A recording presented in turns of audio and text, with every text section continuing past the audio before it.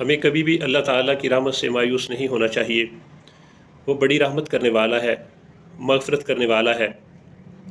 دراصل شیطان انسان کا ازلی دشمن ہے، اور اس کی ہر وقت یہ کوشش ہوتی ہے کہ وہ انسانوں کو اللہ تعالیٰ کے راستے سے دور لے جائے، اور جب وہ ایک دفعہ انسان کو اللہ کے راستے سے دور لے جانے میں کامیاب ہو جاتا ہے، پھر اس کی کوشش ہوتی ہے کہ وہ لوگوں کے اندر اللہ کی رحمت سے مایوسی پیدا کرے۔ قرآن پاک کو اگر پڑھ کے دیکھا جائے تو پتہ چلتا ہے کہ اگر صرف لفظ رحمت ہی کو دیکھا جائے تو تقریباً 300 سے زیادہ مرتبہ اللہ تعالیٰ کی رحمت کا ذکر ہے، اور اگر اللہ تعالیٰ کی دوسری صفات جن کے اندر بھی اللہ تعالیٰ کی رحمت جھلکتی ہے ان کو دیکھا جائے، جس طرح اللہ تعالیٰ کی ربوبیت ہے، اس کی مغفرت ہے، اور اسی طرح سے اس کی دوسری صفات ہیں، اس کا حلم، اس کی عفو، تو پتہ چلتا ہے کہ سب سے زیادہ جو چیز قرآن پاک میں ڈسکس کی گئی ہے وہ اللہ تعالیٰ کی رحمت ہی ہے۔ ہر چیز اللہ تعالیٰ کی رحمت کا مظہر ہے، اور یاد رکھیے کہ اللہ تعالیٰ کی رحمت صرف مسلمانوں پہ نہیں، غیر مسلم جو ہے ان کے اوپر بھی اللہ تعالیٰ کی رحمت ہے، ساری کائنات کے اوپر اللہ تعالیٰ کی رحمت ہے۔ قرآن پاک کی سورہ زمر کی آیت نمبر 53 میں اللہ تعالیٰ نے فرمایا، ان لوگوں کے لیے یہاں پہ بہت بڑا حوصلہ ہے جو مایوسی کا شکار ہو جاتے ہیں، اور چھوٹی موٹی کوئی غلطی ہو جائے یا گناہ اگر سرزد ہو جائے تو مایوسی کی وجہ سے پھر اللہ تعالیٰ کی طرف لوٹتے نہیں ہیں۔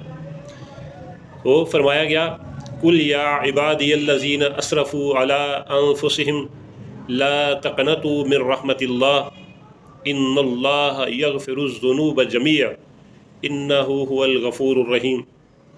اللہ تعالیٰ نے فرمایا، اے نبی صلی اللہ علیہ وآلہ وسلم، میرے ان بندوں جنہوں نے اپنی جانوں پر ظلم کر لیا ہو ان سے کہہ دیجئے لا تقنطوا من رحمت اللہ، کہ میری رحمت سے مایوس نہ ہو۔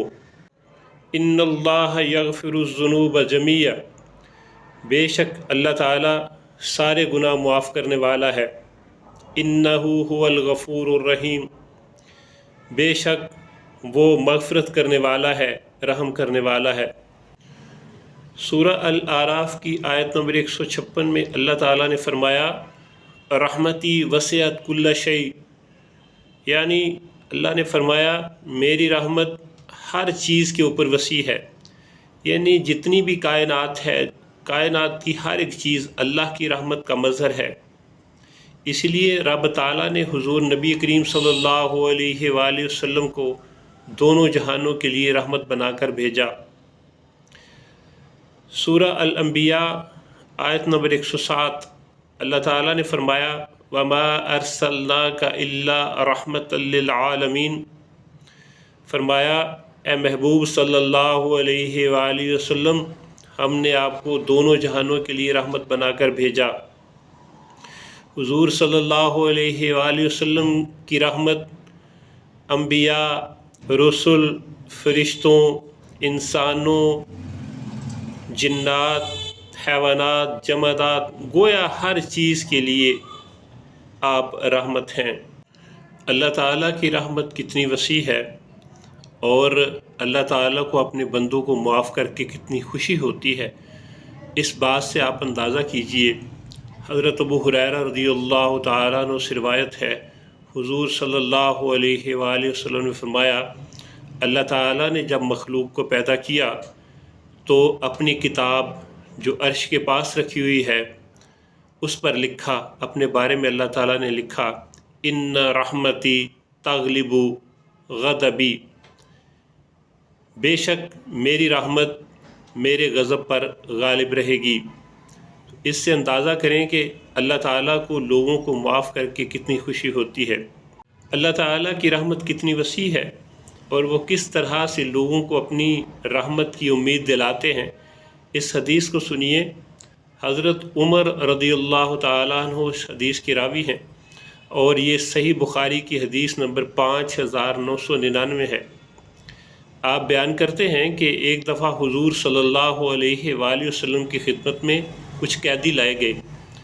ان میں ایک عورت تھی جو دوڑ رہی تھی، اپنے بچے کو ڈھونڈ رہی تھی، بالآخر اس کو اس کا بچہ ملا، اس نے اپنے بچے کو چھاتی سے لگایا اور اس کو دودھ پلانے لگی۔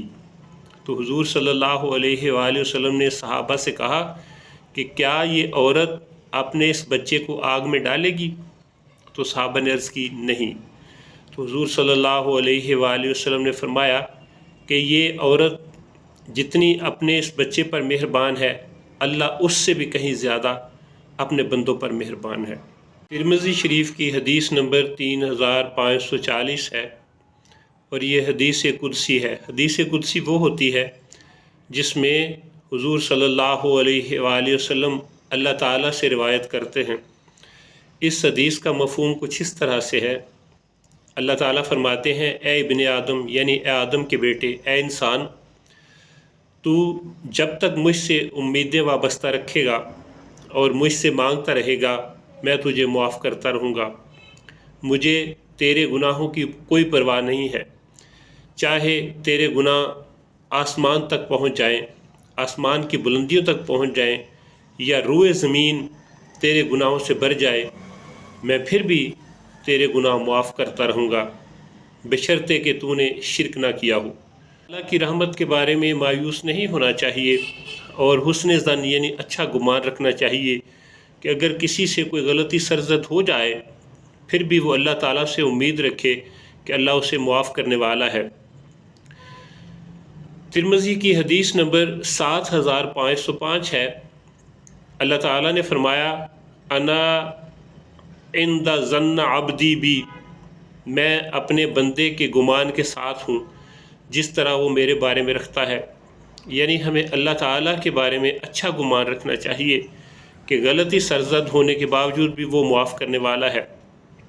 سورہ فاطر کی آیت نمبر 45 کی بھی یہی تشریح ہے کہ آیت نمبر 45 کا بھی یہی مفہوم ہے کہ اگر اللہ تعالیٰ لوگوں کو ان کے گناہوں پر پکڑنا شروع کر دے تو کوئی ذی روح باقی نہ رہے، لیکن وہ انسانوں کو ڈھیل دیتا ہے۔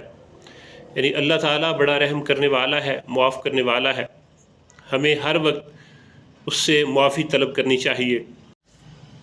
رحم کرنا ایک خدائی صفت ہے، ہمیں اس صفت کو اپنے اندر پیدا کرنا چاہیے اور دوسروں پر رحم کرنا چاہیے۔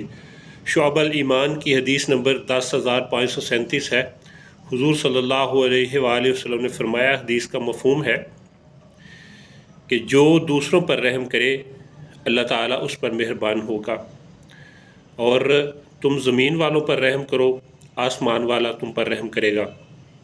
لہٰذا ہمیں ایک دوسرے کے ساتھ رحم سے پیش آنا چاہیے۔